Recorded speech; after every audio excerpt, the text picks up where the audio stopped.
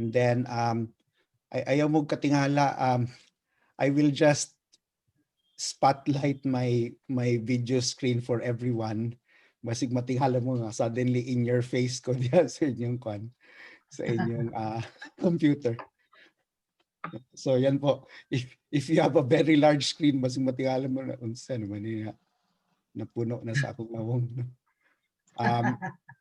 But I'm using this because what I'll do is basically the presentation that I will give uh, will be presented, will be shown dito in my own screen. No? That's why I'm just asking also for your indulgence na ako lang spotlight sa akong presentation. Then later, we can go back to the gallery view. So okay po, parang are you viewing my video there? Yes, Father. Yeah, Yes. yeah, Father. yes. And hopefully you could also see the slide next to me. So this, as you can see sa title, parang this is actually the second slide that I present dun sa second part of the meetings that I've been conducting with the other schools. So to start off, basically,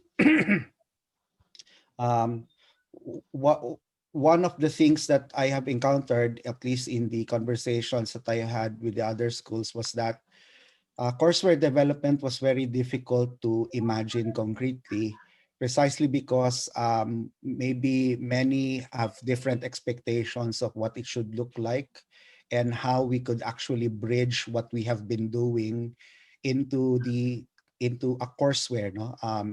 And for many siguro parang we're still wondering as to what that is like. Parang, is the thing that I have right now, is that what in my courseware? When I'm using Google Classroom, parang is that an example of courseware, and so on and so forth. So hopefully parang by beginning with this, I'd be able to parang concretize parang what we would like to do parang as a university, especially as we shift online. No? So when we're talking about courseware development, we're really talking about how we convert what we have planned, um, starting with, for example, for those who have already been teaching using using the OIDP as their planning tool, or if parang for the other courses that are yet to be built, parang the IPP syllabus, parang how do we move from what we have right now to something like an actual courseware, no? Where at least at this point, this is courseware that is embedded in a learning management system that we have, no? Which is Moodle, no? So parang how do we move from that planning stage to the concrete output which we want to produce at the end of this courseware development process, no? So this is what we mean, no? Parang on the one hand, parang one can take a look at it in terms of its course view, which follows or observes certain conventions as well. But at the heart of this courseware are really the modules or the sections, no? Because this is where at least models of learning will be played out in the design of each module that comprises an actual course, no? So so far, parang what we had planned to do is that for courses to be standardized, they will have to be eventually put into Moodle. No? You might ask, bakit Moodle? First reason is that Moodle as a learning management system, which basically is a software platform that offers parang basically simulates a learning environment, has basically a robust set of tools that will allow us to professionally deliver our courses. No? While we are also accessing and using Google Classroom, and perhaps for some using other learning management systems such as Canvas, Edmodo, ano pa ba, Sakai, and Blackboard. No? What we currently have as a resource in the university, which is actually institutionally supported technologies, would be the Google Classroom and Moodle. No? However, the problem with Google Classroom is that it does not really allow for the customizability and the flexibility that full-fledged learning management system like Moodle has to offer. No? You might ask, why can't we use Canvas? Because maybe for some who have been using it, like I am, no, parang I'm using it also in two of my classes, just so I could experiment with it. No, it actually for now has a very user-friendly interface. The problem with that is that when we tried to canvas how much Canvas would cost if we're going to use it, uh, for 10,000 learners, it will set us back 30 million pesos. Okay, so Wow. um, that's really, I think, out of the question at the moment. No? We can't afford it.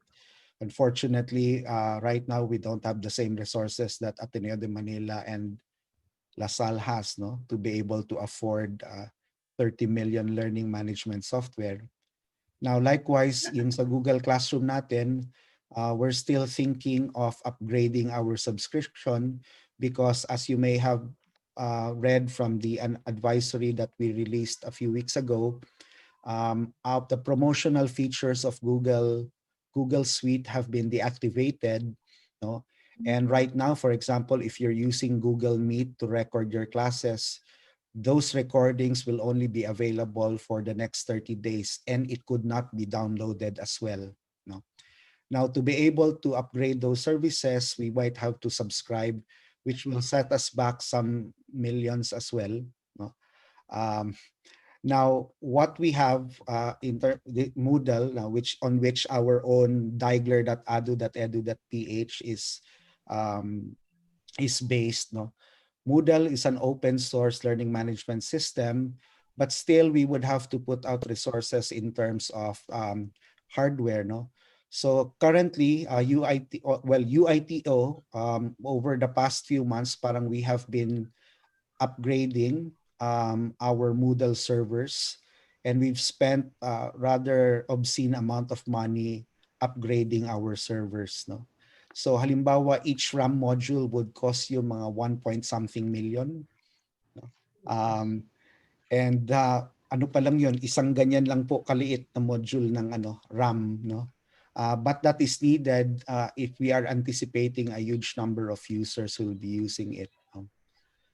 So in terms of capital outlay, parang Moodle is really the cheapest solution and at the same time the most robust solution, no? Since it is being used, at least according to the white paper that Moodle released, it's being used by almost 60% of universities. No, in fact, in my I met with the administrators of XU because they were trying to ask us in terms of how we were going about with our courseware development process. And I learned from them that they're also using Moodle. So their own learning management system is also based on Moodle. No? So but basically I shared notes in terms of how we're proceeding. And sila din parang okay, at least parang Moodle din kami kasi mura siya, no, and parang all the other things that need to be configured, parang we can configure on our side. So right now Moodle is being administered by UITO, namely si Bonds as the technical service director, Father Charlie, myself, and then si Stony. So we're the ones configuring basically all the server side administration processes of Moodle. So parang there's a lot happening behind the scenes, no? And parang as a framework, parang we're taking a look at how this particular software can actually support if we are going to proceed to parang a competency-based framework. Moodle already has in as part of its features that kind of framework wherein all assessments, all activities could be built into, could activate and fall within a certain competency framework. No, so but that would be parang siguro parang in terms of the product development cycle, that would be somewhere siguro in future iterations of the courseware that we will produce. But we will just start with the basics, and mainly the basics would mean employing some principles which would characterize siguro what would be considered a decent online courseware, no? So moving forward, um, siguro one of the difficulties that we have is that we could be very steep in terms of parang all the theoretical foundations of it, but the practical aspects in terms of how that can be converted into actual courseware could be a bit challenging, no? Especially if you don't have any programming background.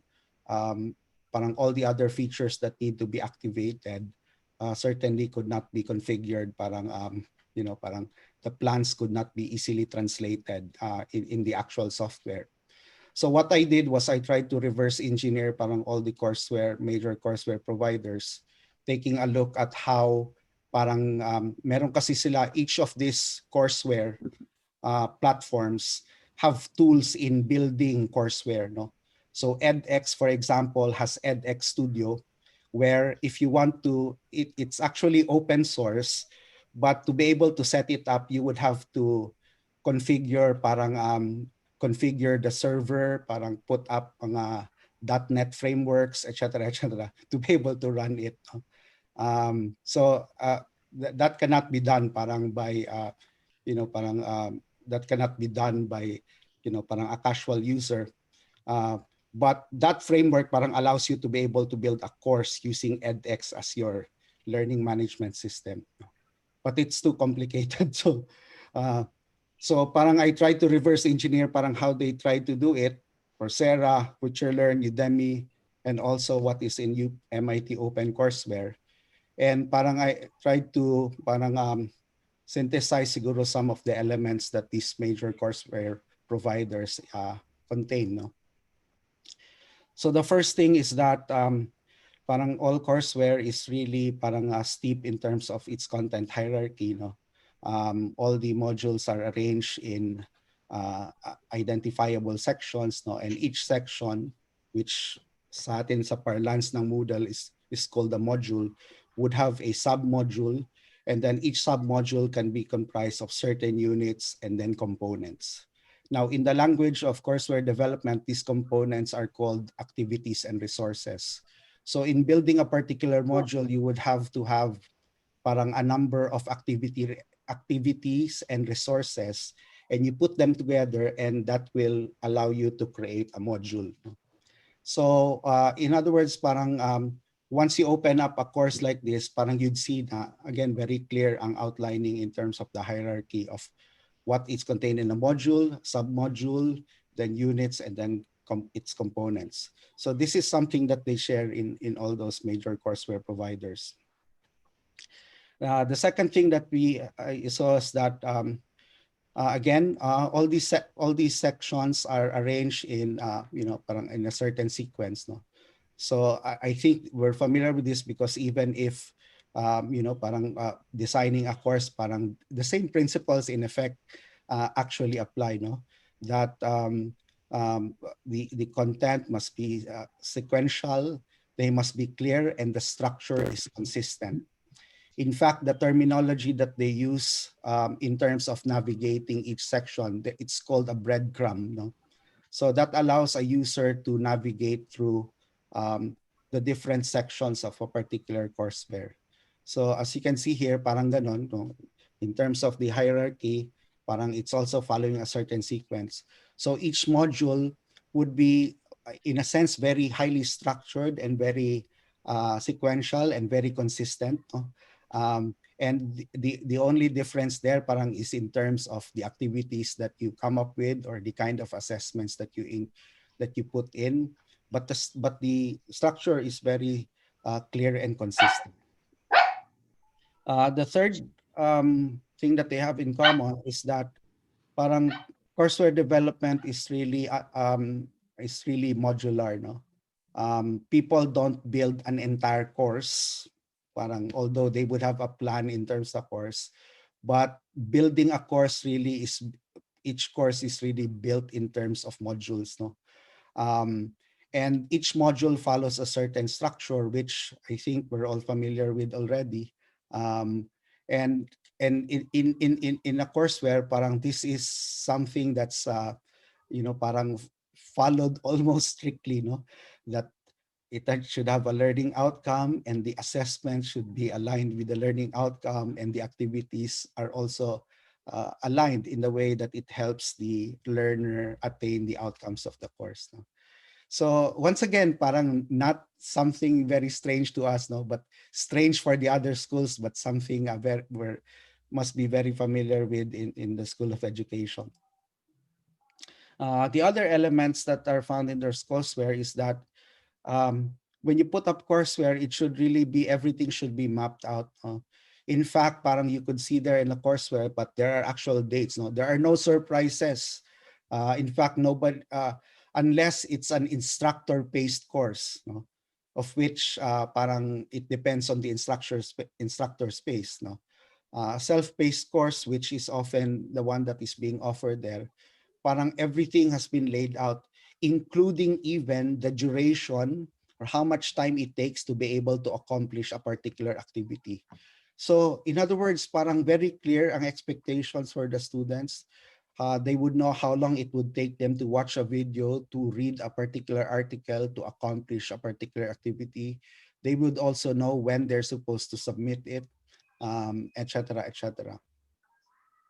The other thing is that the content is usually interactive, no? um, part of the direction of our courseware development is eventually, I might be able to show a sample later, no, of how interactive content could be implemented, no. For example, you would have a video of you lecturing, and then within the video parang something pops up, uh, and then you can have there a mini assessment already, parang asking about whether they've understood parang a certain point that you were making in a video lecture, no, and so on and so forth. And then at the end of it, you could put in extra text or put in, for example, a summary quiz at the end of it, all within the video, no. During my training yesterday with the course technicians and sila Darlene, parang I showed them a sample of it, no, of how that could be implemented. And I've already activated that resource in our Moodle. So in fact, parang what you could already use it if you're using Moodle already, no? So that kind of interactive content parang could not only be construed in terms of parang the content itself, but I'm very thankful to the paper that Leon shared with me, because um, interactivity, which is really parang in software parlance, is really part of a convention in software development, no? Interactivity in this sense could be conceived not just in terms of interaction with the content, but also with fellow students and also with instructor.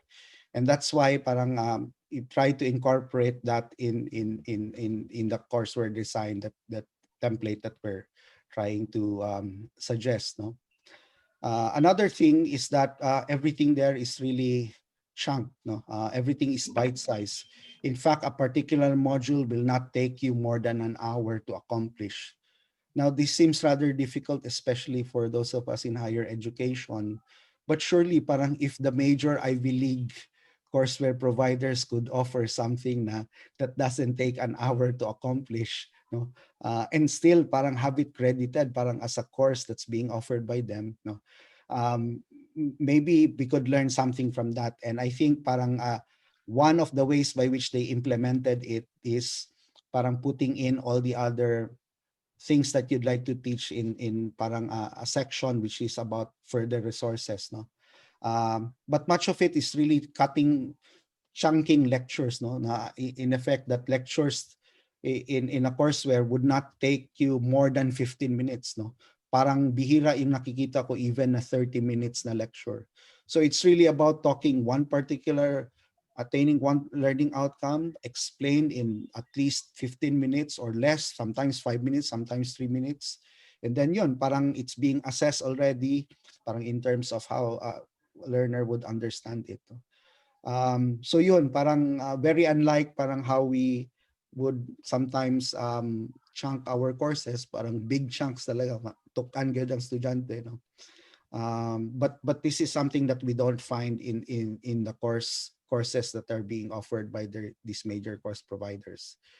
The other thing is that in contrast to being instructor based, although parang yung mga development software nitong mga courseware providers offer you an option if you would want an instructor based course or a self paced course. But generally, what you're seeing are self paced courses. But an important characteristic of it is that they're self-paced, but they don't really leave the student to basically decide on when they want to do it.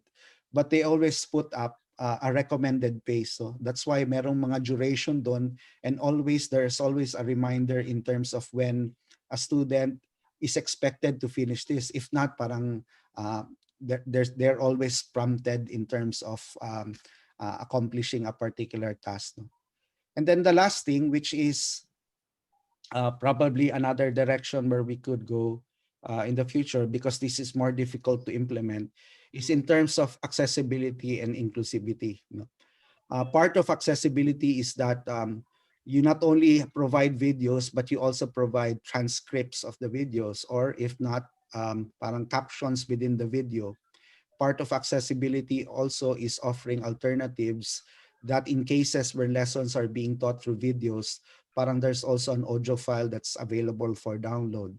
And if the audio file, parang if the connection is still not that strong, parang there's a text file that could be downloaded in order to access the content of the lecture. So just imagining that parang would really take a lot of time if you're really going to build a course that is up to par with how these major courseware providers are designing their courses. But yung nga parang these are in terms of yung our courseware development cycles, no. Yung sa version 1.0 siguro nito, parang there are things that we might not be able to put in, but these are directions that we could unlock parang as we go through each iterative cycle, no. Um, yeah. Okay. Um, I'll answer that later, Christine.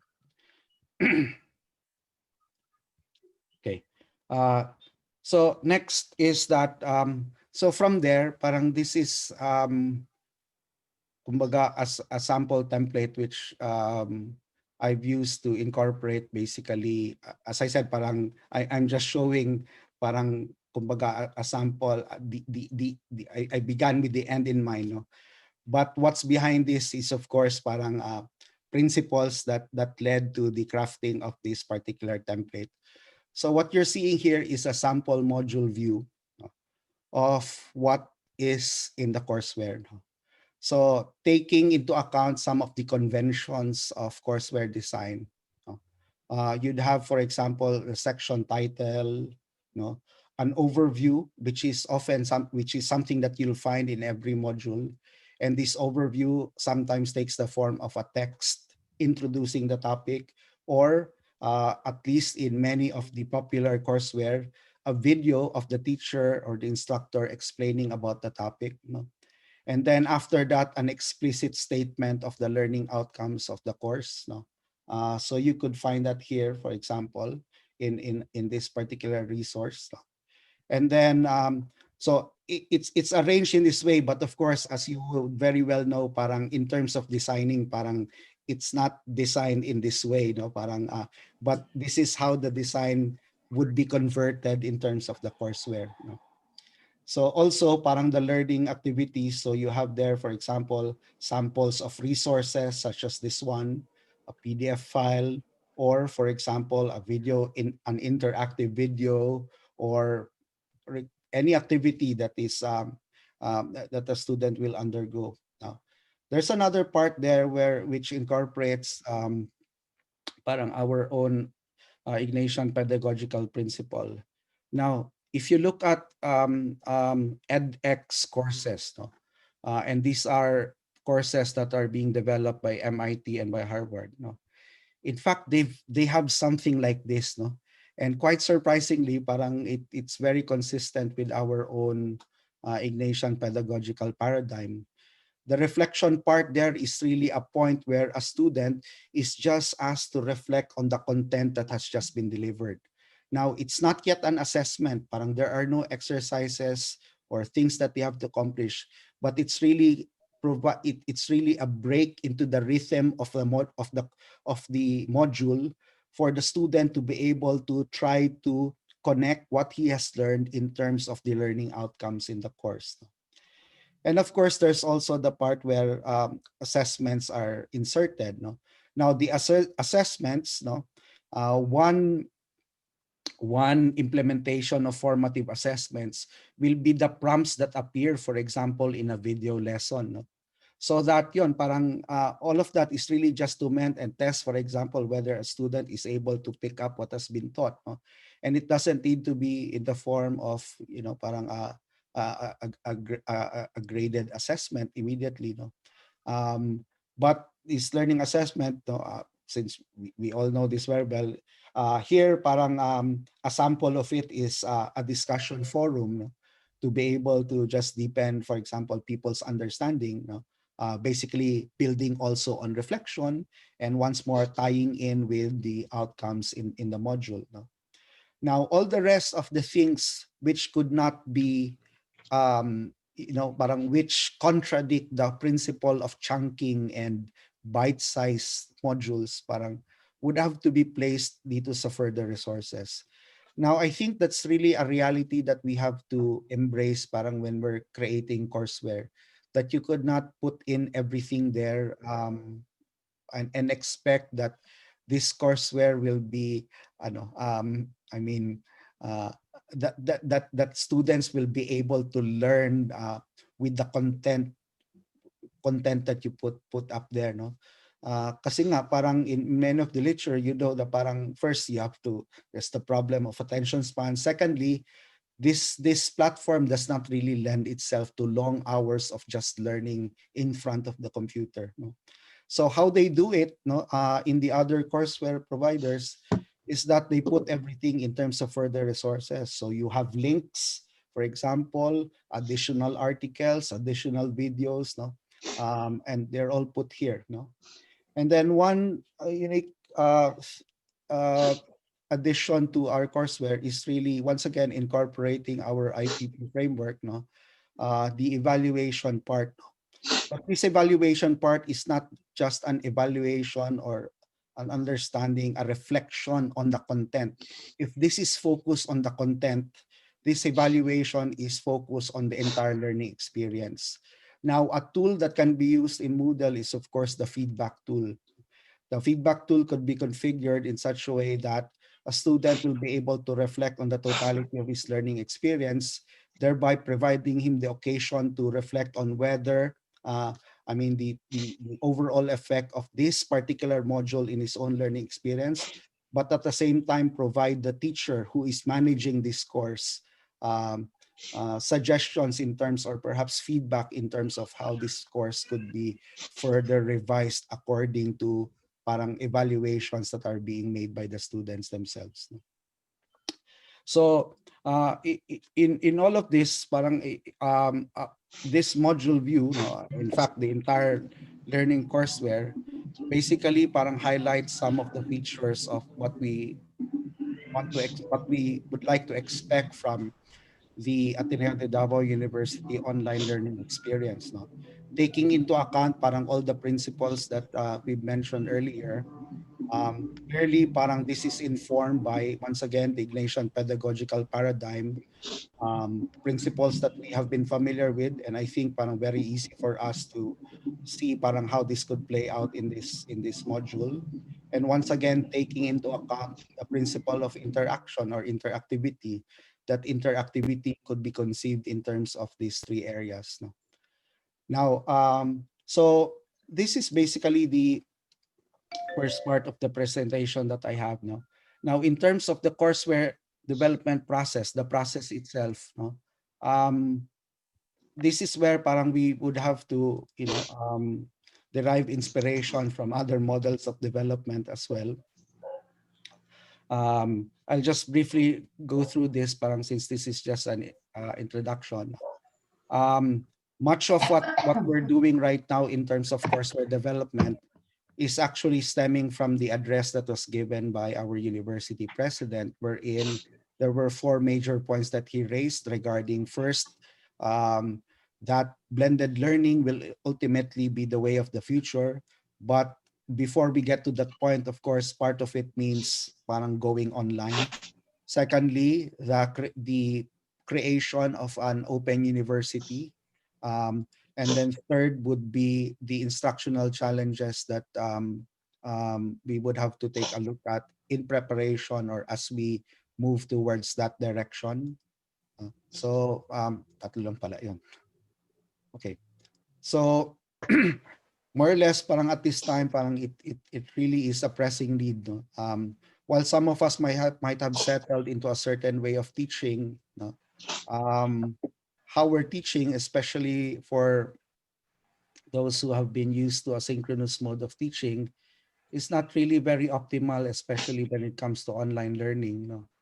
That's why our, in a sense, bias is really driving towards generally asynchronous mode of learning, because I think the principle there is that um, we're trying to address issues of of access and inclusivity, no. If only we had better connections, then probably parang all strategies that we're using in terms of synchronous sessions would be ideal. But given the experiences that we had in terms of the worsening connectivity, more and more parang that raises the need to really design our courses in such a way that even if connections bog down or connections are not favorable, students will still be able to learn because courses have been designed well. At the same time, parang part of the desire to really push for this courseware development is because our students, if we have been listening to them not only in terms of their direct feedback, but also in terms of what they've been saying in social media, no? um, that they're experiencing a diverse range of experiences, no?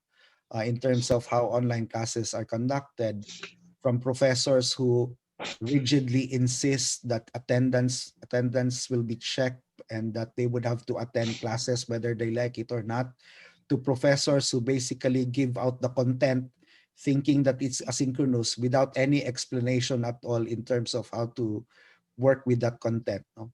But just basically giving the textbook and asking students to learn it on their own. We're also seeing parang how students are losing motivation to attend online. Mostly the reason that we're hearing, if we're tracking, um, I did a Twitter analytics of the search terms, parang, search terms online classes, and one of the themes that emerged from the Twitter analytics was that the fatigue that students were experiencing because parang there's just too much content at too soon and too fast, no? um, and this only adds, of course, to the frustration that students are experiencing, but also that faculty are experiencing. Many of us probably share diverse experiences as well, no? In terms of how we're losing confidence because students are not attending our classes anymore, or despite the fact that we have prepared well, still parang students are not motivated to engage us in our classes, no?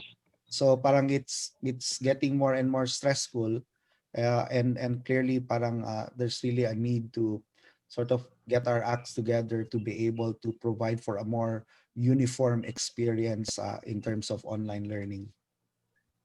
Uh, in terms of our priority, I'll just run through this. Parang what you see here is a definition of courseware as defined in the literature. No? We're not creating software from scratch, no. That is going to be a very difficult process. Parang just looking at the amount of programming needed to be able to build courseware from scratch, uh, that's not doable, even within a year, no. I've consulted with my friends. One of my friends is CEO of this software company. And I asked him, pwede mo bang gawin to? Parang favor. Sabi niya, bayaran mo muna ako ng 5 million. So it's not really that easy, no? And that's why, uh, you know, what when we speak of courseware, we're really saying, parang this is what we are attending to, and we're putting it in software that is already available. Um, uh, Let me just brush through this because I don't need to explain this further. No, we noticed na part of what props up a course is really at the end of it all, parang at the heart of it is really how courses are designed to help students learn better. No, so no matter if you have a very good technology, but if courses are not designed well, no, at least from the very beginning, it will all fall flat. No? This takes into account parang almost an adage in online learning that it is pedagogy that should be shaping the technology. So it's the same thing that we're also adopting, and I think especially for education experts like you, I think parang this is something that we can all agree with. Now, in terms of the steps of the courseware development process, these steps really incorporate parang time-tested model, no, in terms of how courseware could be developed. No, we are all, of course, Leon is a proponent of the ADI model. No, the ADI model is only one of many instructional design models. No, in fact, Father Charlie, whose dissertation was really about online instructional models, parang says, if you tackle everything, parang we won't be able to start with something. No? But drawing again from our inspiration, in terms of how modules could be constructed, parang and the actual courseware could be constructed, I think the more that I think about it, no, we already have a very strong instructional model in the Asian pedagogical paradigm. No? But in terms of the process of how this courseware development could be carried out, the ADI, while time consuming, seems to be a time tested and robust way of making sure that we can go through several iterations in the courseware defined process. So what you're seeing here is part of the template that I've already shared with previously with the university president and also with the deans, and it takes into account many of the things, the paper that Leon shared with me. To start with, parang it's about identifying muna the priority subjects and the faculty are teaching that subject, and the actual courseware development process, and then comes the testing and the evaluating of the prototype, and then the deployment of the courseware online.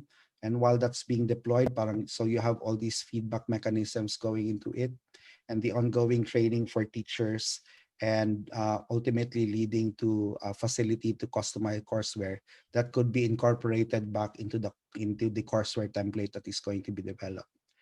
Now, as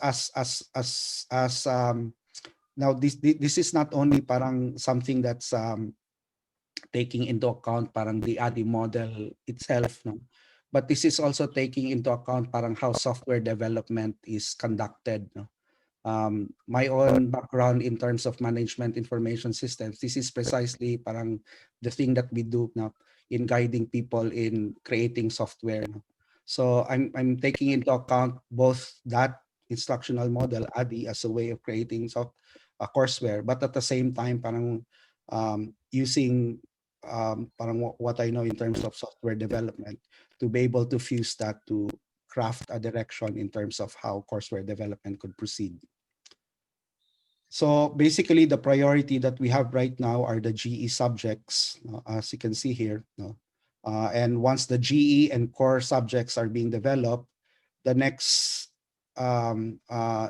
year would be professional subjects that are catering to a huge number of cohorts, no, preferably parang many sections, no? And eventually professional subjects that are being taught by teachers who specialize, very highly specialized courses being taught to a small number of students. Now, these two things will be a bit difficult kasi nga more and more as the subject becomes more and more specialized, parang parang only one person probably could be able to provide could act as subject matter experts, no. unlike the GE and core courses wherein many faculty are teaching it, no, then you can have the advantage of several minds parang working together in order to craft a course and create the content for that course. Hopefully, at the end of this whole process, once we're thinking that if schools could creatively really convert all their courses into online courseware, then it lays the ground for the possibility of not only courses to be offered through the Open University, but fully online degree programs, or at least online programs with certain siguro blended online learning programs, no. Um, so yon parang this is basically parang the general map in terms of how we're proceeding in terms of which courses we're prioritizing, when it is going to be prioritized, and so on and so forth. Uh, the process that we undertake is that uh, no one will be building the course for you, um, but that's why parang what we're adapting, at least in terms of the literature that's coming up, is a team-based online course production. No? Of course, what you can see here are some of the issues that could arise from it, but also I think the advantages outweigh the disadvantages in terms of how this could really be a learning process, no, for us, no. And I'm sure parang I'm not think I'm thinking this isn't going to be a real issue for the School of Education, but it certainly is a difficult issue parang in the other departments and the other schools. So part of this team-based production process is the identification of certain roles, no. Part of that is the course developer, who acts as the lead faculty member or the senior subject matter experts. You can read there parang what that course developer is supposed to do. And in the case of subjects which have a huge number of faculty teaching it, all of them could be form part of the course development team, where they could act as subject matter experts, contributing to the design and contributing content also to the courseware that's going to be developed. The other role in this team-based approach is the instructional designer, basically the one who tries to mirror or perhaps give feedback in terms of the process of designing the course. I think probably the question really the instructional designer here is, to find ways to be able to make the course more easier to learn for students, no, and more compatible and suitable not only to online education, but also taking into account that this Jesuit university is really hinged on a certain style of teaching, which is the Ignatian pedagogical paradigm. The course technicians, we already have this. Mostly these are composed of our AAs, at least for some schools, and some faculty whose role really is to translate parang the course design blueprint, or the design into actually building it up in Moodle. So much of the technical work and the nitty-gritty in terms of configuring Moodle would be done by the course technicians. So all that faculty would have to do is to prepare their content, make sure that it's all digitized, and then hand it over to the course technician so that they can build it. And then afterwards, faculty will be taught in terms of how to configure it so that, parang as they do it, parang all they have to do, I often say na parang it's comparable to teaching someone to build a TV from scratch and teaching someone just how to operate the television, which has already been built from them. Of course, parang that analogy is not sufficient because practically the blueprint in terms of building the television also comes from the faculty. So in terms of the actual courseware development workflow, where yung that second step there, no, what's needed to be done is the preparation of the content, the actual creation of the course, and the training involved in basically teaching that course online. Let me just skip that. So in broad strokes, this is what happens. Parang the content that you have will be I mean, the course development team led by the course developer would be basically deciding and designing the content that they have, and everything will be put in a course design blueprint, which will be siguro will be evaluated, and which will be helped by the instructional designer in terms of the design process. And once parang everyone is comfortable with it, then it's passed over to the course technician so that they could build it. And the output from that is the online course, which is already available and which could be handed back and distributed to the faculty. And part of the training that the faculty will receive is in terms of configuring the courses, no? So that you can be customize it and parang make certain adjustments depending on how you would want to teach it. But nonetheless, the content, the strategies, in between the structure of the software itself is more or less standardized. No? So at the end of it, you not only would have the online course available, but hopefully you'd also have faculty who will be able to confidently teach using the courseware that they have. Now, as you can imagine, this will radically alter parang the role of the teacher. No? If courses are designed well and leading towards a more asynchronous format, then the synchronous sessions could really engage the faculty more as a coach, no, more as a mentor, more as someone facilitating the learning rather than just leading the learning process. So in a sense, parang as we go through this is going to radically alter, in a sense, parang our roles in the university. No?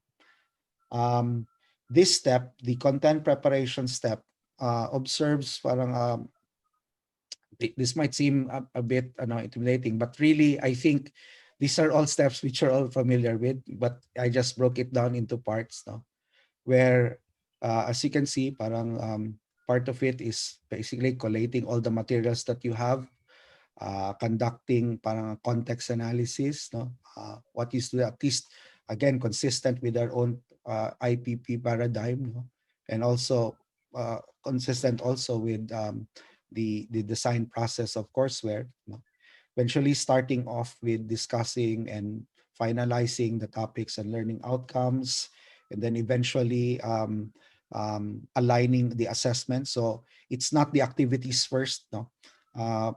In the literature, it's usually alignments are assessments are the first ones that are being constructed so that they could be aligned with learning outcomes. And then once they have been constructed, the latter part is really parang determining the activities and the materials for that framework. And once that is completed, of course, this course design blueprint, which has a template, which hopefully I can share with you, will now be transferred over to the course technicians for them to build it. So basically, that's the entire parang plan. No? Might seem very overwhelming, especially as we begin the process. But this is something maybe that parang we could all um, put our heads together, no. And I think parang the School of Education really has advantage because all the other things which faculty in the other schools are finding difficult, yung the planning aspect, no, I think is might be almost second nature to us, no. So it's really, I think, more the translation into the technical courseware that's going to be a challenge. Um, okay. Sige, I'll pause with that and maybe I'll start looking at the chat box for questions, or maybe you'd like to just express the questions live.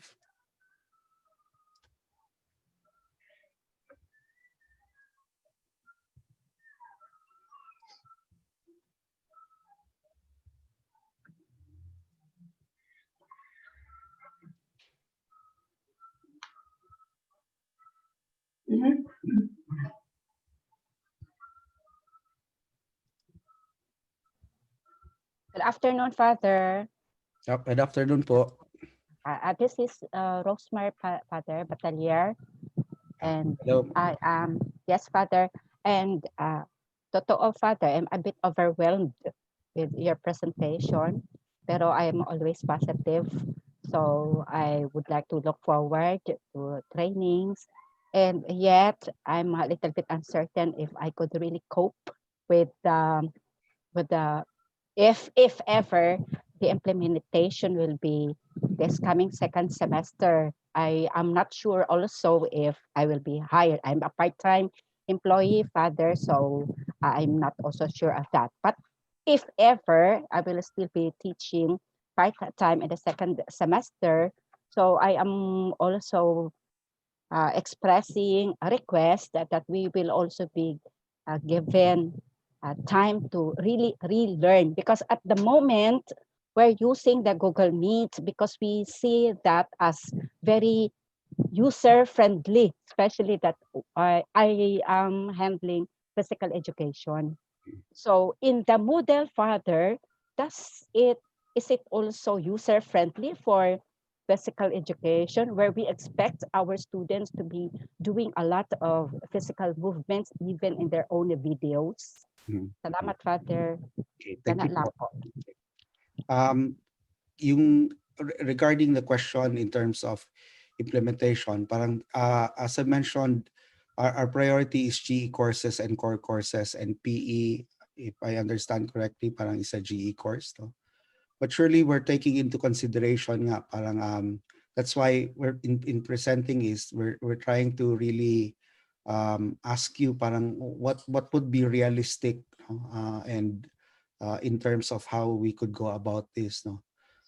SAS has committed to, parang accomplishing it, no? Parang you know, basically I asked them parang just give me if hopefully if we could, ano, kasi parang part of what we're facing is that parang our students are really complaining over time, no? Um, and by focusing muna on GE, kahit na hindi mo na lahat, pero at least parang that covers a lot of uh, uh, much of the population, di ba? But parang ako, parang I'm proposing this, but we could perhaps talk about ourselves parang in terms of whether it can be done, or if not, parang maybe we could just make certain adjustments muna in the meantime. But certainly we would have to go through the process talaga, parang if we would like to deliver on what we had promised our students in terms of our readiness for online education. So hindi naman po ako ano parang as I said, parang I'm not exactly aggressively pushing for it second semester. But maybe we can start already talking and planning for it, no? I understand parang because like you, parang I'm also teaching. Uh, my load is 30 units, including this load which just fell on my lap. Um, and I certainly understand that it can really be stressful. That's why parang maybe let's just talk about how we could do it, no? And parang and at least for the PE department, parang I mean, you're being in the School of Education is, I think, Yes. you're quite fortunate than most other faculty kasi you're experts in terms of how your courses could be designed well, are Yes. already here in this school, no?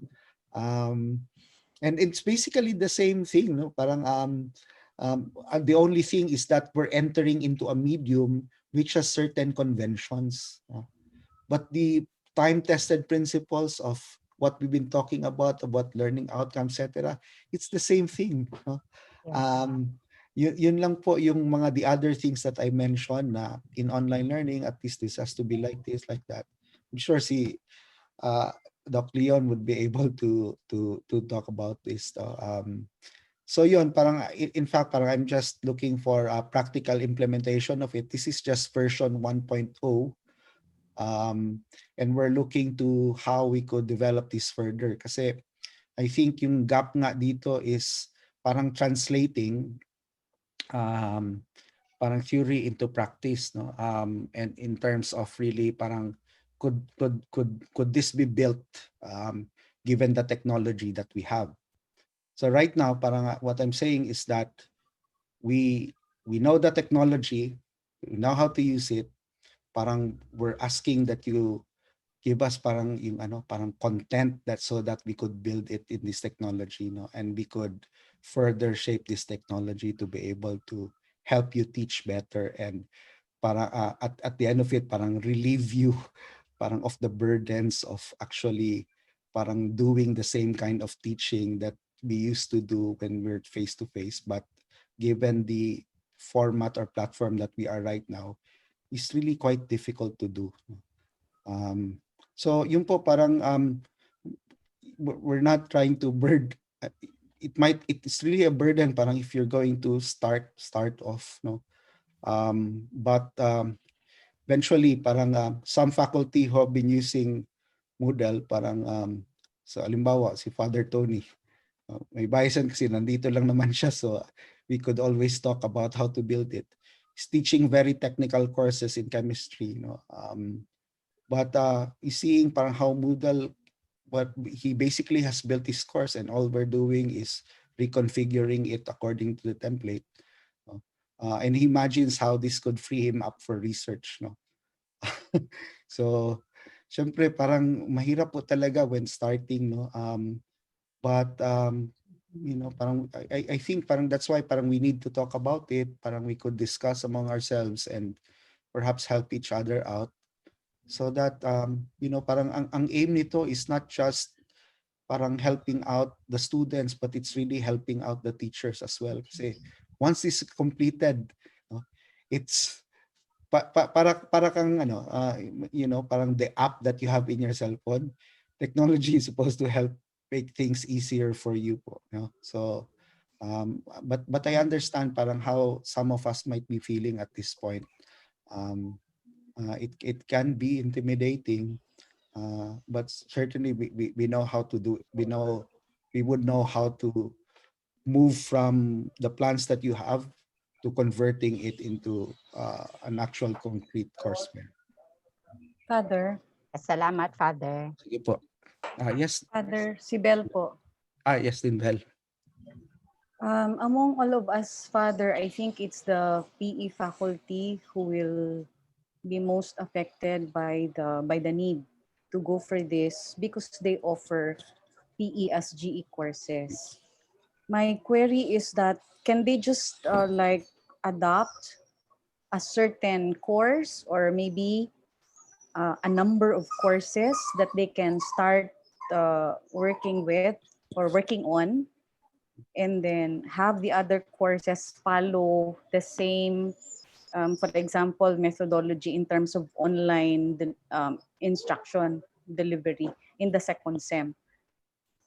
Granting that there's constraint and time because yun nga, we are teaching and at the same time, we will also be developing the courseware. Pwede kayang staggered or something, Father? Opo, parang let's find a way of doing what's workable.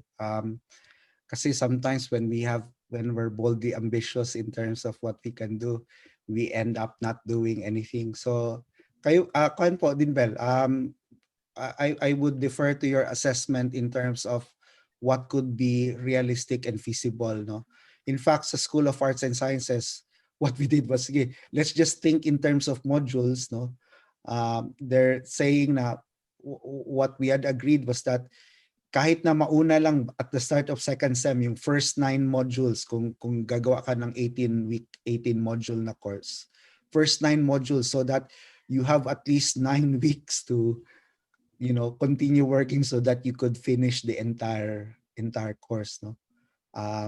So yun po, parang we could in fact parang begin in terms of focusing on one PE course, and then let's just start working module per module per module, no. Once yun nga siguro parang I think what we just need right now is that we see one good working example, so that parang when people see that it's actually helpful, no, parang people would be encouraged to do it, no. Kasi mahirap talaga yung parang just imagining parang how it will play out, no. In fact, doon sa edX na studio na application nila, although meron silang hiningi in terms of course learning outcomes, ang format niya talaga, ang interface niya, module by module ang ginagawa mo. So before you know it, parang parang you've actually finished something, no? Because parang you're just thinking in terms of modules. So parang chunk size approach din in terms of developing the entire courseware. So yun po, parang I think parang I leave it up to you and the faculty to decide and identify parang which subjects would you like to focus on. No? We just want to see na parang we're moving into the process, no? Kasi I understand and I heard really from the students, no, parang yung what they were saying about their PE subjects, no. And surely parang we could really help a lot in terms of parang addressing that concern, no. But parang you would know very well what will work for you at the moment and what will be doable. But at least let's just take parang keep on moving forward kahit na small steps, pero ano tayo, kuan lang po, continue lang, no. I actually feel the pressure, at least the coming from the university president. Pero I'm telling him na, parang it's not easy to do this, no. And parang I'm listening and I'm taking into account parang how we're going through this crisis at this point, no? So in effect, parang crisis response pa talaga, and let's not burden each other unnecessarily. Let's just do what we can do, but at least do something, no. Yun lang po. I hope that I'm not sure if my answer is helpful, Din Bell. Yes, Father. Yes, Father. Then I'm also looking at how the teaching learning activities will unfold. Kasi from the learning outcomes to the assessment portion of the framework or of the template, medyo ano siya, doable, workable. But what I am seeing more challenging is the teaching learning activity portion because, well, I am looking at it as something that the faculty has to learn doing. For example, if they opt to do a lecture or a video lecture, then there should be assistance on how to technically do it Yes po. to make it more professionalized maybe. Yan yung akin parang nakikita in the area of TLAs or teaching learning activities, Father. Kaya we are not talking about teaching learning activities here such as ones that we adopted before Mm, or mm, even now that we are carrying out online instruction. So mm. para siyang ibang klaseng teaching learning activities that Opo. are fit for courseware. Yes. Yun yung So, akin nakikita. we could share with you siguro some examples of how they did it. So, and if I may just share, perhaps people might find this useful. If you go to Moodle, sa Diagler po, I have built up some courses. They're really not my original content. Parang what I did was get from source content from paid content on the web, and then I've rebuilt the courses in Moodle. No, so if you go to site home, I'll just show it to you. Maybe some of you could explore it. Course categories. There under online education resources, there are available courses here already, which are all self-paced, which are really parang derived from various sources. And ginamit ko lang parang fair use statement na lang ginamit ko. Anyway, it's just instructional. So you have here, at least for those interested, the basics. But at the same time, parang there's a course that's being taught by the University of New South Wales. And I've converted that, hindi pa tapos, may kulang pa akong 3-4 na modules. But basically, it's the course that they're teaching online. No? So I could just share this link with you, no? So that parang people could, if people want to, learn more about it, no? So parang these are already the online resources that I've put up dun sa Diagler. So, gi-pattern ko rin siya na so that people will have a feel of what courseware could feel like, using the many resources that Moodle has to offer. Yeah, thank you, Father. Just The check. template, Father, is actually very helpful. Yung takbo niya yung flow ng instruction. That's already very helpful. Nandito din po yun doon sa parang if you want to check. And what I have done, sorry, you might feel overwhelmed kasi baka I'm sharing a lot of things here. Um, um, sa School of Arts and Sciences, I've given out parang some toolkits for the course developers. So, and also the chairs and also the administrators. No? One of the things that I've shared with them, um, if you would allow me to just share it, I will just share it with you, Dean Bell, so that you could share it with everyone else. Yes, Father. Yung isa po, beginning with the first one, itong ano ba yun? Teka, course. Ayan ito. Kasi sinulatan ng School of Nursing. Ito po, parang these are just shared Google Sheets which I'll be sharing with Dean Bell so that she can share it with the rest of the faculty and the administrators. Basically, kuan lang, parang these are all templates, parang as we go through the course development process, this one is just a tool to identify which courses we would want to start to develop, and then identifying the roles. And then there's another tab here, which is basically parang an outline of the steps to be undertaken. No? And then parang you have here parang some guide questions just to help you if you're managing the process. No? Nandyan na po lahat. Tapos you can just indicate kung tapos ka na or hindi pa nakastart, no? And then the other one, this might be helpful, especially if you're trying to do a context analysis of where our students are in terms of their readiness for online education. Here's a tool where, parang there are several areas that you can use para yung impressions that we might have of students, parang we could use that to identify if they're ready or not. So that's one tool that I've shared with SAS.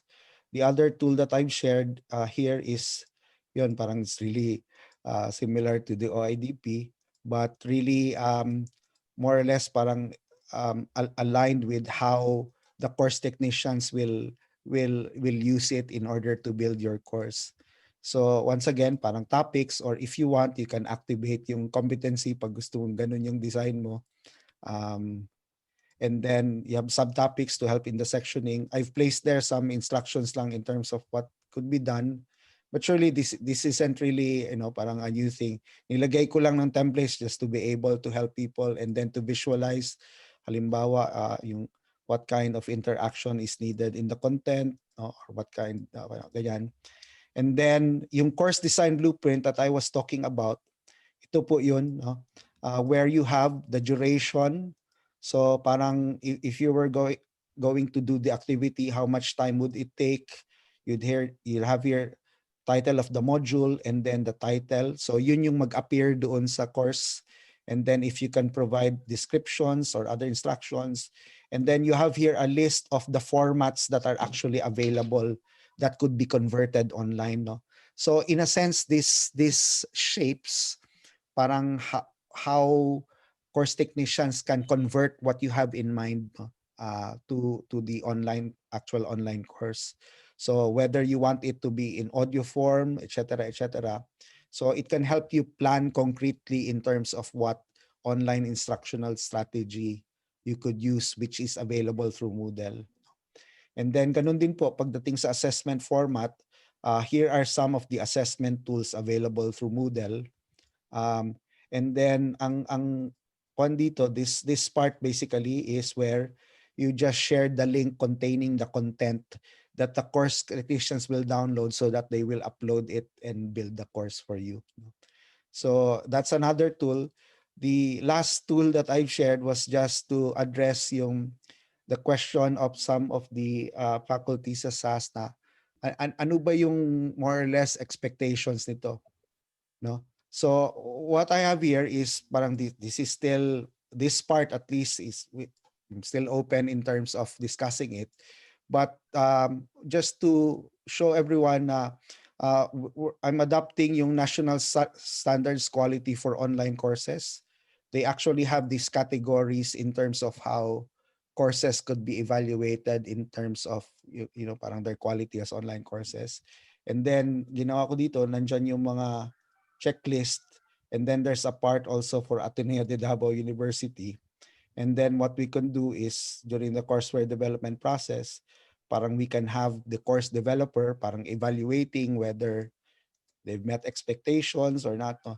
And then down the line, parang all the other roles parang would have more or less their own self-evaluation tool.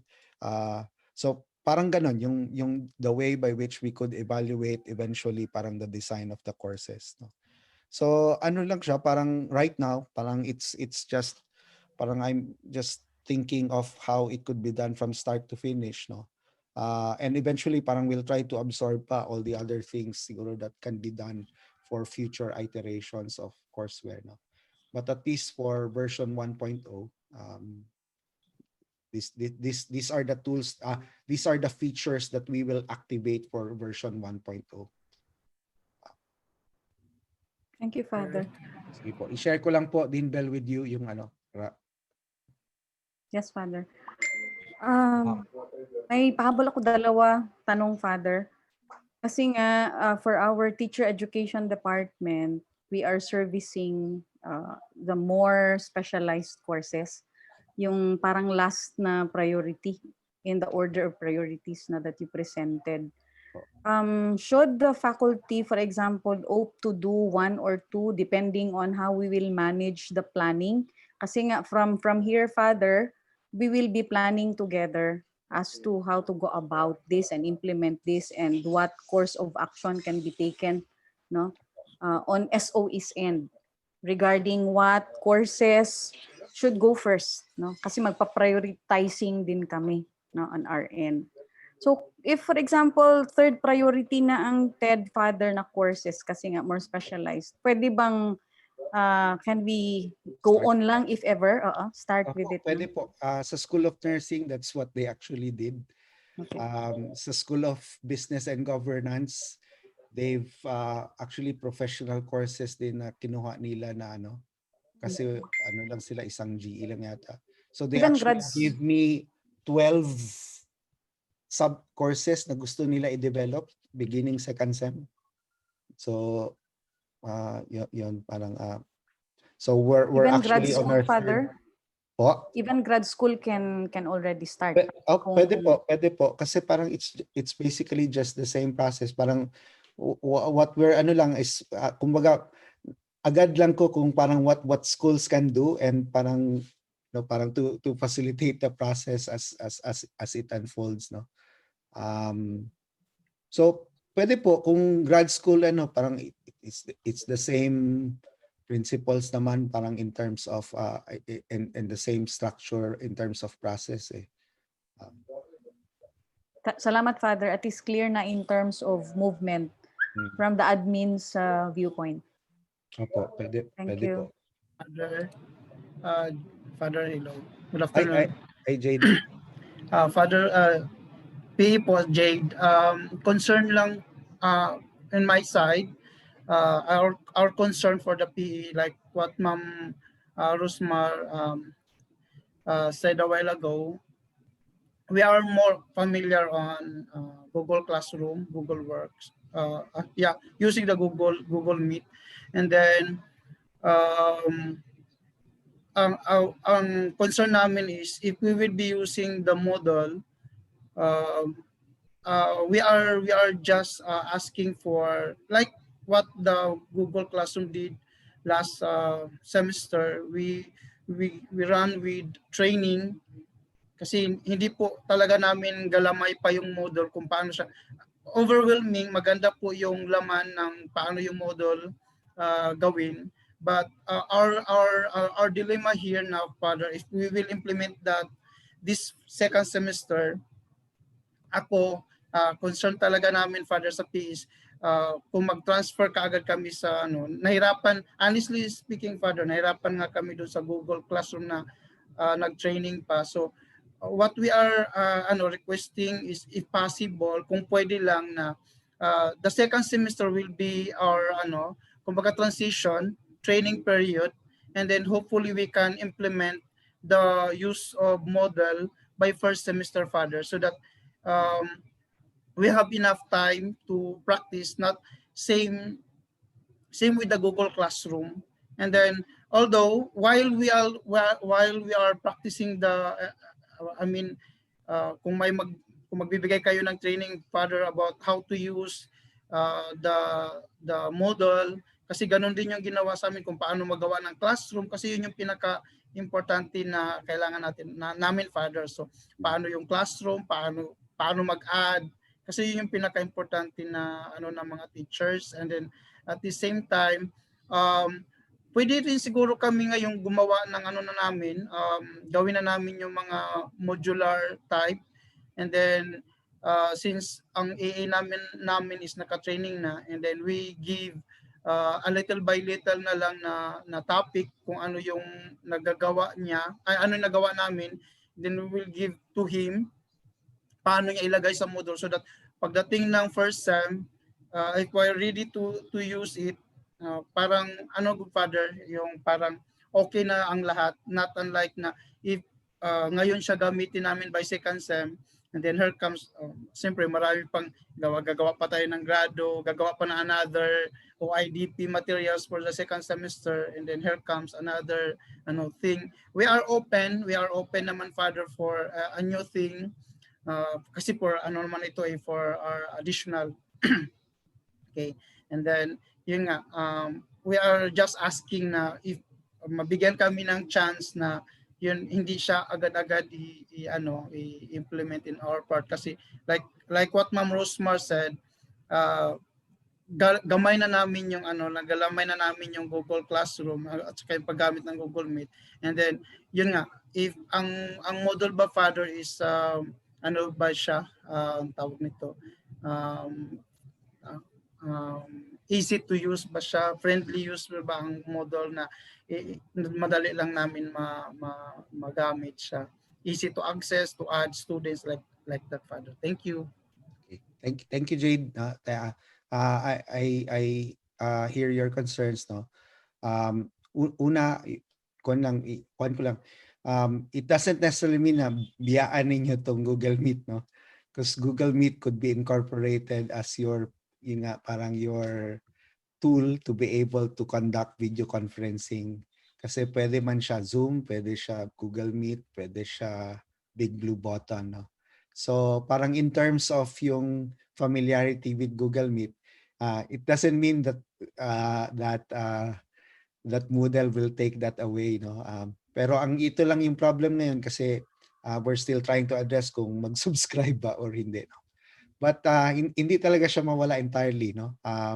Kasi for some, at least Google Meet really is very helpful kasi mas lower yung bandwidth na gina-consume niya. But having said that, I think parang it's really an opportunity to really redesign the course in such a way na hindi kailangan all the time na yung kailangan nandoon ka, no, parang when teaching, kasi sometimes that's really the most stressful part, no. And yun nga, parang it will take some time to really develop modules which are more suitable for online education. That's why ang sabi ko kanina na at least pagdating sa PE, no, although ang priority is GE subjects and everything, no, we'll work with what's realistic, but parang kwan lang tayo, parang we're starting the process. It's going to be probably might be a difficult process because it will mean reimagining how we will teach physical education, but we'll move towards it, no? So ayun, parang what I'm saying is hindi ko hindi ko naman sabi na kailangan gawin natin, no. Sabi ko simulan natin, no? Simulan natin yung process, no. Kasi mahirap talaga ngayon eh, parang lahat tayo nahirapan, di ba? So Yes, Father. what we can do, let's do, no? Parang but what we cannot do, parang wala tayong magawa doon, no? So kuan lang kung anong ano. Bas hinay-hinay basta makaabot lagi ta dito. Yes, lagi. Salamat, Father. Thank you very much. And mag-ano lang kami if may ano siya, modular yung training. Yeah. I-update lang kami. We'll provide in fact parang you can take a look at the courses here, no. Kay sa pagkakaroon manggod murag wala one man sure magud ko karon. Lagi, Father. Sige lang, Father. We'll wait Naglisod na ko lang. ba, no? But hopefully pag ma-approve na tong mga people who will be able to help out, no. Surely We are willing. Yes. We are willing to support and yes. Step by step lang tayo, Father. Thank you very much. Nabangay ragod ka. Nabangay Lagi, ragod. Father. Salamat. Evening, Father. Ay, good evening po. Yes po. Hey guys. Anyway, Father, maraming tanong, no? Pero yung iba na tanong na rin ni Bell, no? So parang invitation mo for grad school, which was already asked by Bell, no? Kasi all the time, if I read, changes, no, that are happening, that are unfolding, I also factor in anong implications nito for graduate school. Kasi apart from the fact na hindi talaga siya na identify as priority because a lot to consider sa undergrad, no? The GE and etc. But you're correct, no? We can start where we can begin. We can start small and maybe begin there. Isang tanong ko on the training, Father, kasi you have modules, modules, no? And they are available in Moodle. Yeah. So which means to say, for those who are not familiar with it, cannot access that. No? So yun. And then secondly, yung tanong ko na-post actually is about the RRL of Doc Leon na that's trying to accommodate the identity of Ateneo, no, the IPP FADI, no, and I wish to hear from you as to how this influenced the design and the consideration of the IPP syllabi that we have been using, no. So, but I am not familiar with the courseware yet, so baka yung tanong na yon, baka makikita mo naman kung paano talaga siya na-integrate doon sa design. Thank you for that question, Testo. In fact, parang early on, parang Father Joel shared what Leon wrote in terms of the RRL. And that has, in a sense, really influenced and provided a starting point in terms of parang how this has unfolded, no. In fact, parang many of the processes there are taking into account really parang yung processes in terms of the ADI, no.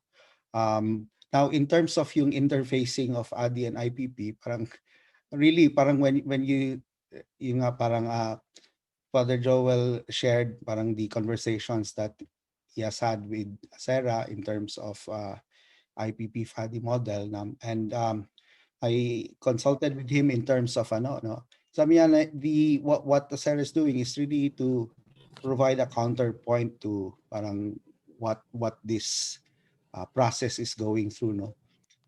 Now from my own end, many of the things there I've already incorporated, no.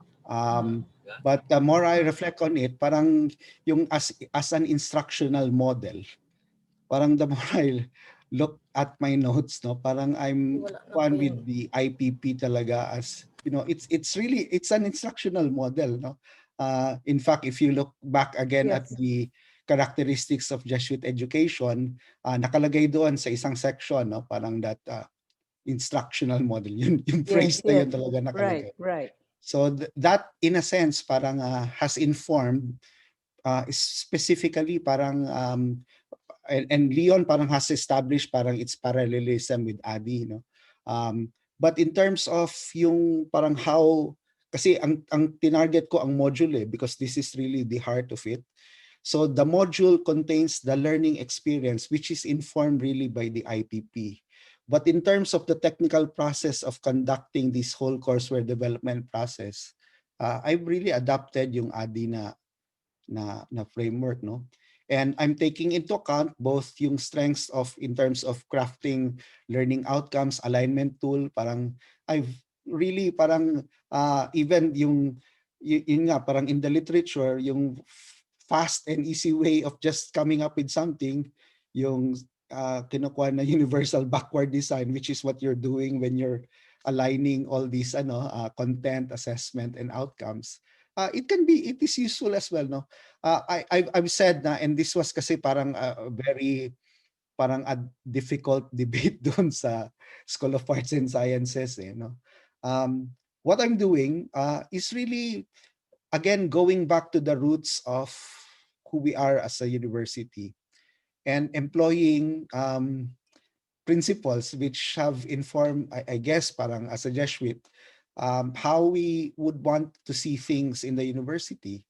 Part of that is, una, parang our inspiration in terms of the habits of thinking that we would want to share and communicate, which is really codified through that IPP. But at the same time, parang our openness to take on other models, no, as much as they help, no. So tantum quantum. So parang for me, it's not. I mean, it's not. Parang I wouldn't want to debate on whether this one is better or that is better. My own take on this is that in as much as it helps, let's use it. No? In as much as it helps people parang conceive of how to make their things more efficient, let's do it. Parang, so parang I used it as a way of just organizing the process. No?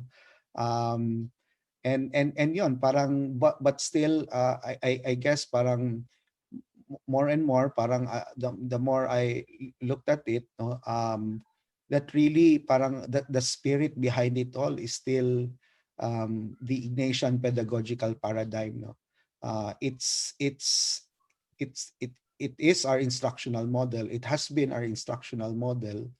And right now, parang this instructional model, parang when you take a look at it, basically it articulates what has been articulated parang 400 years later in other newer instructional models. No? But it has been part of our heritage as a Jesuit university, and siguro that's why parang I'm drawing from that because una, that's what I'm familiar with. No? And that's what we've been trained in. That's what and for many of us perhaps, no, parang ito yung nakasanayan mo, parang this is what you picked up from the university, no? Because precisely it is what has, in a sense, animated parang the way we have been thinking through the education that we received through the Jesuit universities. So yun po yung aking parang it has been very helpful in terms of parang organizing stuff, no, parang at least the literature that Dian has provided, I've incorporated many of the things, the suggestions that has been made there, no, in terms of crafting the template, no. And yun nga parang it's really parang how do you put that into technology, no? Which I actually did, no. And that's why parang I was very thankful for the notes that he has shared, no. And because parang it brought out clearly how parang the IPP in a sense is still very much applicable and relevant, especially during these times when we're sort of parang thinking about what should underlie the instructional model for these times. Well, Thank you, Hey, thank you, Father. thank you. Father. what? Hi, Father. Hi, Vida. Inete, Father. Yes, Ma'am Nilda. Okay. Now, I was listening to your input, and I was listening to the exchange of ideas. And I was inspired, sa totoo lang. With my 50 years of teaching experience, I was looking at the evolution of the things we were using. We started with books, then we moved on to course packs, we moved on to this technical thing, when we use technology. Sa totoo lang, Father, when I had this Moodle, because I was with the School of Nursing in summer, and I had to learn Moodle. I asked the help from, they helped me. No? There were teachers who helped me, but I had to call an expert who would be sitting beside me and to develop the program. Now, when I was listening, I was saying that things haven't changed so much. We still have the so-called um, a course overview, the learning outcomes, reflection, everything. But the terms we used in the past were different than the terms we are using now.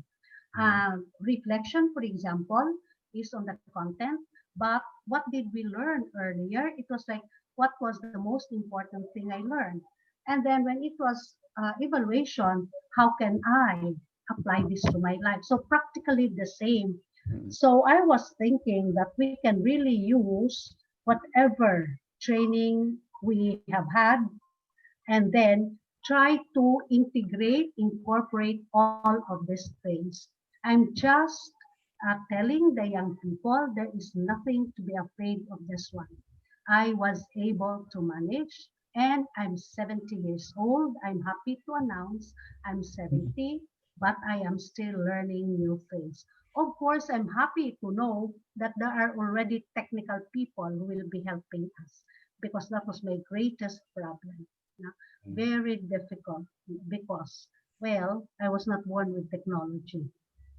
I had simple life while I was a student and even in my early years of teaching.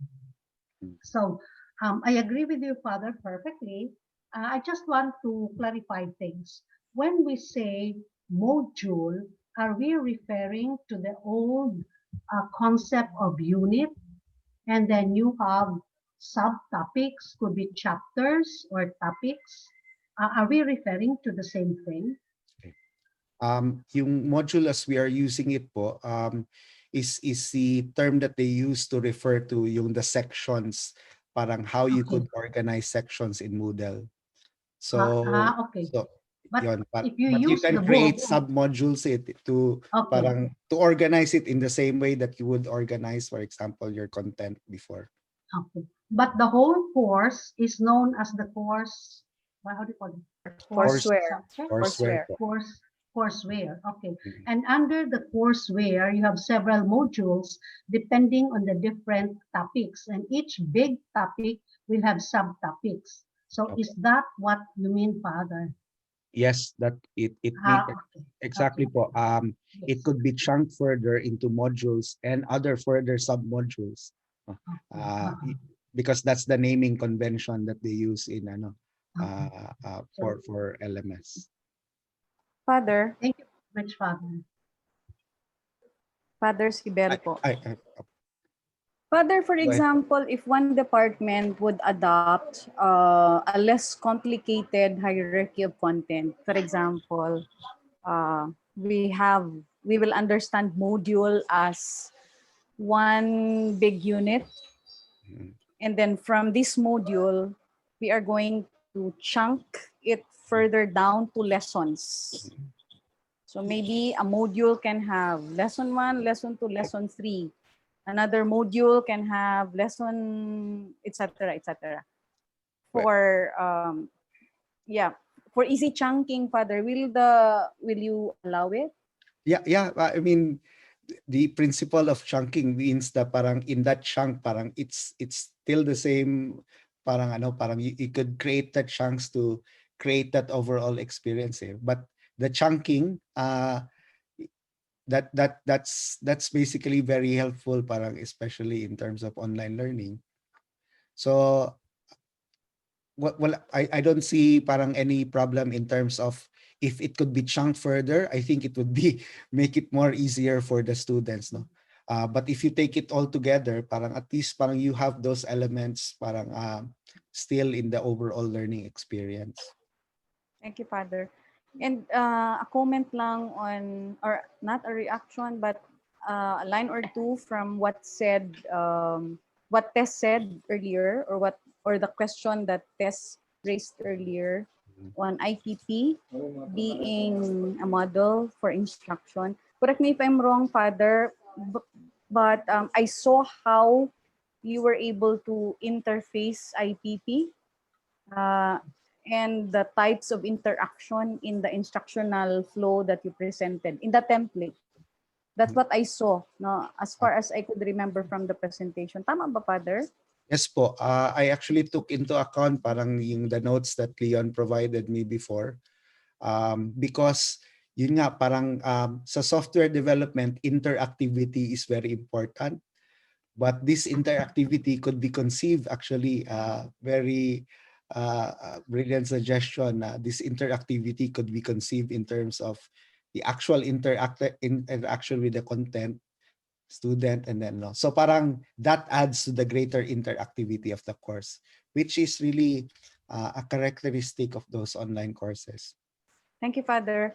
Kasi yun yung gusto ko ma-confirm para at least we can go back to the template and then plan ahead Opo. what will happen. Thank you. So Father, there's a question. Hello, Father. Ay, sorry. Okay, go, Eding. go ahead. And this is Eding, Father. Clarification. I do not know, Father, if this is correct. We are really moving into fully online, right? Correct po. And then in fully online education, we use the master course approach. Is that what we are doing, Father? What do you mean? What do you mean by the master course approach? Because in the different levels of online learning, we have to choose what model or framework are we really going to use, and based on our capacity and capability. And I believe that fully online learning will really look into an approach in order for the teachers to be guided on how to move forward in doing so. So fully online needs an approach, and one is the master course approach, and I believe that's what you are really planning and you're doing, Father, where we need to have a team composed of instructional designers, we have IT experts, we have quality assurance, and we have content specialists. And my concern only, Father, if we're moving to that, I would like to thank you for clarifying that we will be using an IPP model, which to me is really right. This is in the right direction. Why? Because that's our identity, and that is our curriculum model actually. Now, my concern is the heart and core of fully online is really on instructional designing, Father. So can the university help teachers who are really striving so hard and have difficulties on designing instruction, particularly using the IPP model? And then my second question is, are we going to use the OIDP still as we move forward in the development of courseware? And because courseware development needs a very skillful instructional designers. And another one is, if we are going to use still the OIDP, are we given time to really look into and enhance the OIDP? Because to me, it does not complement with the IPP framework and model. So marami po doon kasi, Father, na mga gaps that is very confusing. Okay, example po, when we use the learning outcomes there in OIDP, that means, are we trying to say that we are following a competency-based approach? Because a competency-based approach is different from IPP model. So if we use the learning outcome, that means we are using an outcomes-based approach or outcomes-based model. So that creates a confusion, Father, and the confusion will lead us into difficulty of moving forward into coming up with instructional designing thing. Much so, if we are going to move into courseware development where teachers are not yet familiar on how to go about designing instruction using IPP per se. So nagkaroon na po ng malaking confusion, Father, dahil nga from syllabus making, although in the syllabi, you will really clearly see where the uh, IPP flavor can be found. But in the OIDP, wala talaga siya doon, Father. Another thing is, an OIDP is a delivery plan. So based on Father O'Donnell's framework and model on IPP, an IPP is a student-centered paradigm. That's the reason why we have a very strong foundation on reflection part and particularly action part. So that's really my comment on the onset of this thing, because I have a very strong hesitation on using OIDP because it's a teacher-centered plan. Okay. Second, another thing, Father, is the learning outcome in the OIDP does not connect with the assessment part. Because if you are going to read more on Father O'Donnell's IPP, it's more on the project-based approach, which is aligned in the 21st century education, and that is happening now for online learning. I don't know, Father, if you are, you're with me, or you agree with. I took the same course under Father Don. Yeah. Yes, Father. So that's really my concern for the teachers. And my question is there a way that maybe the school can give teachers an opportunity for them to develop their skills on designing instruction using the IPP framework? Kasi po actually malalim siya, Father. And I know most of the prestigious universities around the world can hardly cross of developing courseware unless otherwise the instructional designing skills will really be developed to each and every teachers who will become our content specialists. Okay. So Thank far you. yun. Okay. Thank you, Ding. I think parang as I mentioned earlier, parang we're really drawing from our own heritage as a Jesuit university in terms of the IPP Ignatian pedagogical paradigm. Now, the thing here is that as we may have really experienced, no, in as much as we have been trying to teach it, parang not everyone really is on board in terms of parang how it could be implemented. And surely parang there is really a need to backtrack a bit and focus once again on IPP, because yun nga, parang if this is to be our instructional model, then surely parang I think people would have to be again siguro refreshed or reviewed in terms of the Ignatian pedagogical paradigm. So now that we have in a sense parang time to be able to tackle this um, challenge, no. In fact, in the School of Nursing, parang that's one of the things that we're doing again, no.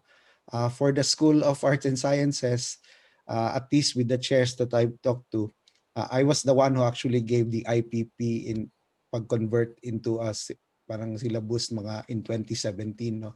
I gave the same seminar to them, no. Basically I just used the same slides that I gave them, no, to bring back again to parang what the IPP is really all about.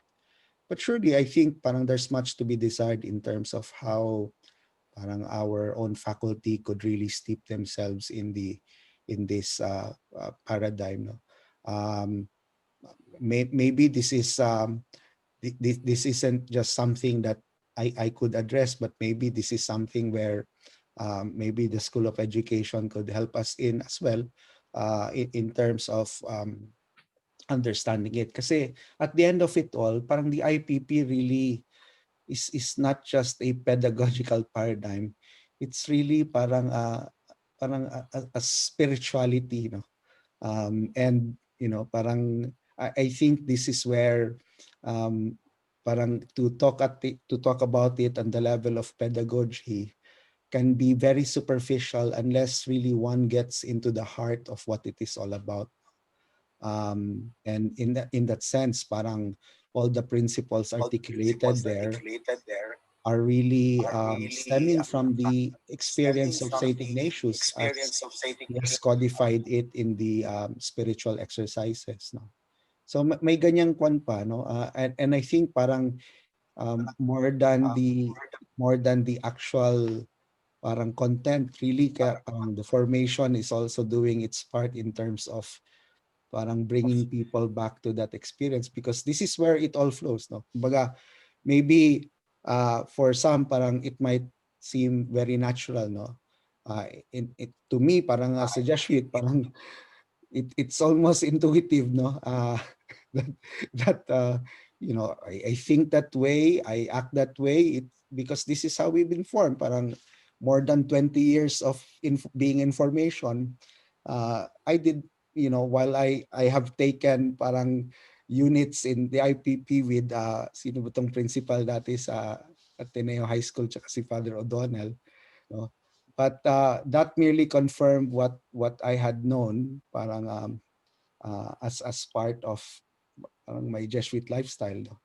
Um, and yun, siguro it really is parang a challenge which parang could be addressed, no, slowly addressed. And I certainly see that point, no. So parang in terms of the IPP, I think parang there's really much to be desired, and I think we could keep on parang informing people about how it could be expressed, how it could be done, etc., etc. Now, in terms of the first question that you raised, so IDP, what I'm working with right now is that parang from I'm working under the office of the vice academic vice president. And at this point, parang I'm just taking what people may have done already, no. And as noted in the I think 7 webinars that the ABP has conducted, na we made it clear na yun nga, parang as a response to the situation that we found ourselves in at the start of the school year, no, we had to adapt something, no. But surely I think this is where uh, I think parang we could really pick up from how we have responded, and siguro yun nga, parang as we undergo the process, that we could more or less parang find ways of putting things together, no. It had its parang eventually parang maybe at some point parang hindi nga as I mentioned, parang the backward design, yung backward design is really parang an easy way to just put up something, di ba? But now that we have at least time, we might be able to pick up and parang orient ourselves towards, once again, how we could better and improve, for example, on the responses that we had. So it in a sense, parang I could not make that decision in terms of whether that is still required, but I'm certainly parang introducing these things that we're doing, no, as part of the courseware development process, no. Um, Now, I don't know, maybe this kasi it was outlined parang as a policy by the academic vice president, no? Um, and parang at this point, maybe there's still, parang it could be up for discussion again, especially as we're going through the courseware development process. Again, parang it has its use, no? But now that we have time to really work at it, no? Um, ang mindset ko is really, what people have at this point, let's find a way of parang putting it together, no, while at the same time informing them of parang the process that we're going through, which is adapting, once again, going back to our heritage as a Jesuit university. So I can't say for now, I think kung parang if that's required or not, parang in fact, parang I don't know yet parang ang in status about it, no. But I'll try to ask, no, about it, no. But surely for our process, that's why I showed some of the tools that we could perhaps use, no. Again, ang principle ko lagi is in as much as it helps, no.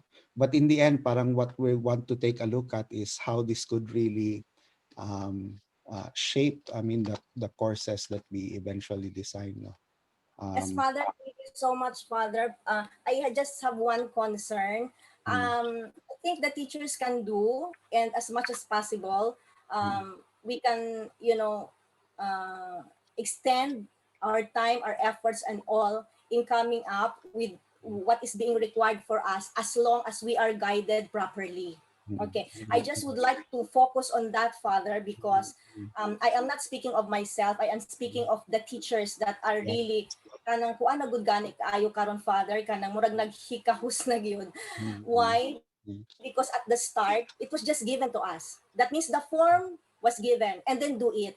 mm, Father, I know you can understand, no, our sentiment, because there was no journeying, no, that happened. It's mm, just like, okay, this is the form, just do it, and whatever interpretation you will be having and how you're going to do it. So what the teachers really would like to have, Sana, Father, is they can be guided on the process on how to go through with mm, all of these things, yeah, so that it will not be very difficult. mm, It's the first time that they will be doing it, and if there will be no guidance, mm, on the process, because the what is very easy, Father, but the how is very difficult. I mm, can attest to that because I've been into instructional designing for 15 years already, and mm, we had our training for 10 days straight. mm, And after that is only after a year that I was able to really assimilate and embrace it, and difficult to implement. That's mm, why I can relate to what the teachers are doing right now. mm, But mm, I believe teachers are easy to teach if there are also very good and clear directions that we are going to follow. Because as of this time, we are confused. Ano mm, ba talaga ang ating ifa-follow? What direction, what model, what paradigm, how mm, this technology integration should jive into our paradigm or into the core of IPP education. So, hindi klaro yan, Father. And how assessment will play a vital role, because assessment in the 21st century is the driving force of instruction. mm, And we cannot see that in our recent plan or in our recent delivery plan. mm, So I hope, Father, that you and your team can address and can do something about it, so that there will be a connection where teachers can really see to it and can really understand. And so if they can understand, it's easy also for them to design their instruction. mm. Okay. So yun po, Uh, Father, Thank, ang ano thank, lang, ang hinihingi namin. yes, thank you, Eding, for expressing that. No, I surely parang can resonate with that experience. No, on the one hand, yun nga parang we really jumped into this. No, it was a crisis point where we eventually had to jump into it. No, and that's why ito nga parang part of the reason why parang I'm doing it school by school is that so that we can parang work through this, parang if there are suggestions to be made. Because right now, wala talaga akong team to speak of. To. We've asked for people, but I don't really have a team right now, no. And I surely would appreciate parang any contribution that people can make, no, to help carry this out. No? Kasi yun nga, parang I think parang bottom line is we want to teach effectively in this crisis, and we want to, parang I think bottom line is parang as a teacher, parang you want to give students parang the education that we feel they deserve. Um and I think parang in terms of that, That's why parang I'm really pushing on that na makaklaro sa teacher at ma-guidean po yung teacher natin because my daughter is also suffering right now. He's yeah, a first year college in Ateneo in accountancy. And of course, I can see how difficult it is for them yeah, because, of course, we cannot give what we don't have. yeah, So I hope slowly, Father, we can address, no, slowly these yeah. issues happening and we can, yun lang talaga ang pinaka-importante, Father, klaro sa atin po yung paradigm at yung model. Kasi dyan po talaga iikot yung design natin. Sige. Thank you, Ding, no. Yeah. Welcome po, Father. I'm with you in terms of yung desire to make it better for everyone, no. Sige, let's just, parang suggestions that we make, parang we could start off with here, and then we'll pick up on the other things that we can do. Yun, I always say parang at the start of it na, we're building the bridge as we're crossing it. We didn't prepare for this. We jumped right into it. No? And now parang we're trying to, at least with the time that we have, parang we're trying to build this bridge together. So thank you for your thoughts on this. Thank you for suggestions. I'll just follow up siguro parang once I try to process po na parang everything that has been mentioned. Okay. Thank you. Thank you, Father. Father, Yes, Belle. I like the way you phrase it, that everybody jumped into it. Everyone was not ready because remember, there was no preparation to summer. Yeah. And everything had to happen immediately. That was the mandate of the president. Yeah. And we were all swimming, and we were all drowning at the same time while swimming, drowning. Understandable, because we jumped into the matter immediately without preparation, because it was an emergency call, right? Yeah. So I think in this is not to defend anybody, but this is also to speak for the kind of process that we went through, which was really very difficult. I've seen all of them through because I am an admin also. I saw how it was navigated. It was really very difficult. And Eding was right when she said that there was really no training. The template was just like, okay, this is the template. Go your own way, interpret it in the way you think best. But yeah, while I agree to that, I would also like to situate the reason why we did that. We did that because there was no time. The AVP handed that down without the time anymore, maybe to explain the process. And while everyone was into it, it was maybe the lapse lang there was, it was not there was no getting back to it and to firm up what had to be firmed up. But my context lang is that it was an emergency situation we were addressing that time, Father. So it was difficult, really. Yeah, that's right. I mean, siguro parang in a certain sense, parang we just have to understand, parang people were trying to do the best that they can do, parang, and that goes for everyone, I think, no. And yeah, we'll ano, we'll get there. Siguro that I think that's the thing that we want to say.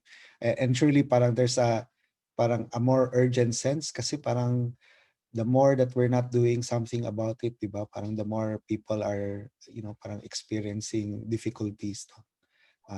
So yun, parang in a sense, parang we're balancing that. No? We're taking into account where we are at this point.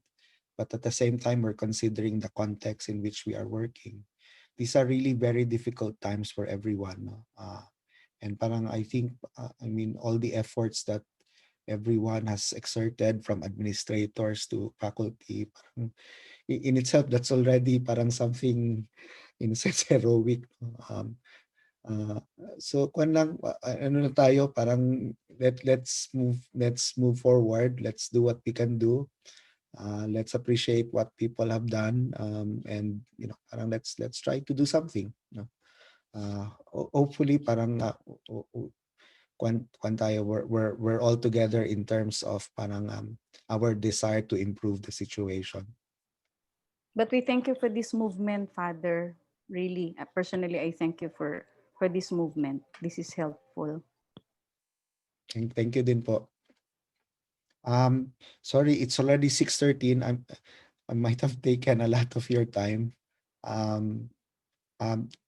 Dean Bell, meron pa bang question or should we just kasi as I've done with the other schools, parang we were always having more and more regular conversations parang as we move along. I'll take the cue from the rest of us, maybe, Father. So there's going to be a meeting, and I'll take the cue from the administrators of each department. Surely we will have another conversation on this po. Sige po. Update me na lang po about what you discussed, parang what you have in mind, and then I'll work with that. Thank you. Yes, Father. Noted. Thank you Salamat po. po. Sige. Once again, salamat po. Thank you for everyone. Thank you for your suggestions. Thank you for your comments. Salamat din for everything that you've put in so far. No? This is really going to ask a lot from us at this point. Ako personally, I'm already tired since nung summer pa. No, Father. Don't. Laban lang, Father. Laban lang. Ayaw, Father. Laban. Katulad ninyo, kapoy na po ko, pero... Ayaw, Father, naman. We are with you here, Father. Ayaw kakapoy, Father. Ayaw kakapoy. Ampo lang yun tayo na kuan, matagaan-tag ko, Yeah. very difficult Good for all health of lang. us. Good health lang talaga. Thank you, Father. Thank you po. Thank Thank you po, you. everyone. Salamat po. Thank you, Father. Bye-bye. We'll see you soon, Father. Ay, sige. Thank you, Father. Bye po. Thank you, Thank Father. Thank you, Father Bye. Oji. Good night to everyone. Salamat. Thank Good you. night. Father, Salamat. Evening, Father, Father. mag-play ng table para ma-distress ka. Oo nga, Jade. Ang wish ko na mag-swimming. Thank you, Father. Bye-bye. Father, nandito Thank lang you, ako thank sa, you.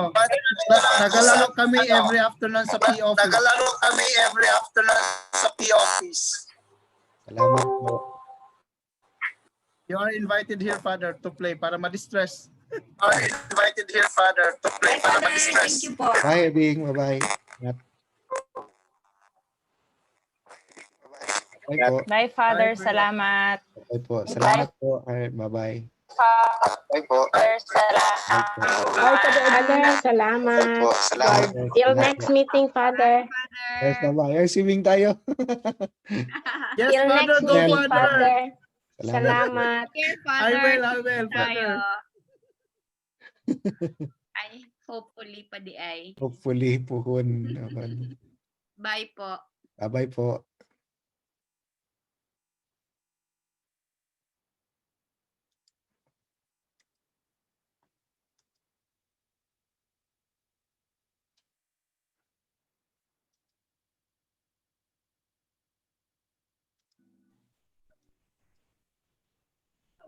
Thank you po, Father. Bye-bye.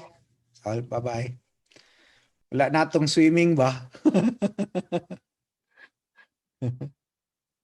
Ayang kain swimming, Father, no? Wala, nagyud.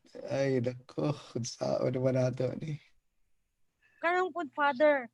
Ha? Basin ganahan ka mag-table tennis. Usay, makaadto ko dito. Nagkakuan mo dito? Kadula-dula mo? pag nakoy kuhaon, Father, mga siguro kuan lang, mga 30 minutes, maka-appeal ko kuan. Naaraman si Jade dito per mi, Father. Nara na si Jade. Oo, sa office lang good, sa gawas sa office. Tapos Buhong- bago ko mauli, mo to, in 30 minutes, magkuha sa kailangan, pagkahuman, fly, ana. Sikat. Oo. Lagi. Father, Makaagi bye-bye ko dito. po. Bye-bye. Opo, Bye-bye. bye-bye po. Bye.